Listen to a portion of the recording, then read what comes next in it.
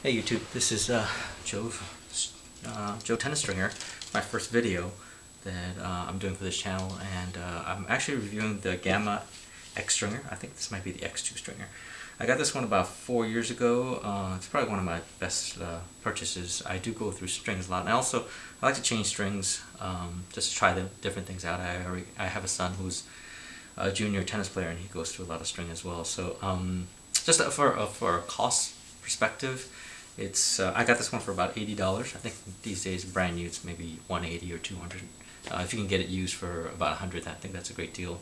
Yeah, it's a great machine. It took me a while to get used to it. I think actually I started by watching someone else actually do a review on this specific one, and it was maybe 20 or 30 minutes long, going through every single step of the stringing. So I wanted to do something a little bit different.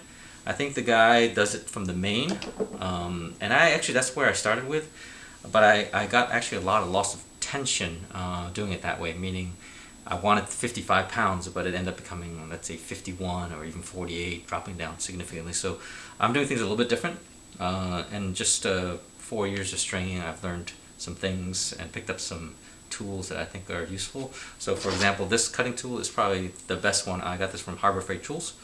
I think about $4. Yeah, it cuts it very clean. I think that's why I like it. I have some other tools, but it just didn't cut as well. And I also have the starting clamp, which I think is very, very useful. But it's actually kind of expensive, considering all that it does is actually holds the string. But you can also use a vice grip, a small one.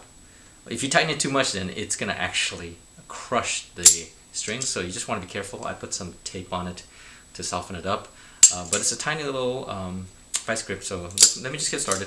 So I do things a little bit differently. I started from over here on the right side, and I just try to tighten it up.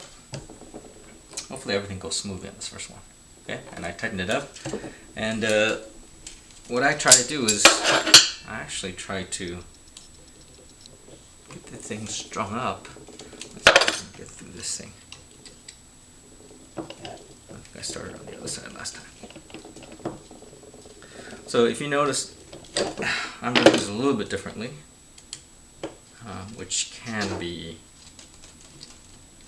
good and bad. It's something to learn. It took me a little while to kind of perfect, get comfortable with. So yeah, if you notice, I'm using the starting clamp quite a bit, or the vice grip. I'm going to use the starting clamp just because I'm used to it, but the vice grip is actually, it's just equally as good. So it takes a little bit longer to open up and close, but it is, I mean, it's only $5. That's where I got it from, again, from Harbor Freight Tools. So the idea of doing it this way, the main benefit, I think, is you save string and you maintain tension. And that's a big deal for me because I have another machine downstairs in my garage, and that one is a stand-up machine. That one is more accurate in terms of tension loss, I think, and it's a good machine, solid machine. So, but again, notice when I start it like this, then I'm using less string because I don't have to cut off both sides as much, and also it just maintains the tightness. I only have to worry about the other side. Let's see if I can do this quickly because I don't want this video to be too long. So I want always to, well, this is my preference, tie it twice. So again, very useful, but it's about $30 versus this one is about $5. So I think the tennis clamp, the original one, is actually useful. Where are my clamps? I try to use 2 floating clamps. Actually, when I started, I used only 1. And that caused some problems, actually. Again, loss of tension. And it's a big problem because then you're not getting what you are thinking you're supposed to have. You get more power when it's looser, but the problem is then you lose control. And ideally, again, you want what you expect to get, right? So this one is at 55 pounds right now. So I got 2 floating clamps right here. So I got that one and I got this one. And this way, when you're doing 2 at the same time, it keeps the tension a little bit better than just by using 1 floating clamp. I think that one actually becomes much looser. and I lose tension, which is a problem. So I'm just going to keep working here if I can get all this thing done. The other thing doing it this way is I have I have several different rackets, but sometimes you got to knot it off here to start off, and sometimes you got to knot it off here. My rule of thumb is if this right here, if there's 6, then you got to start down here. If there's 8, then you have to start it up here.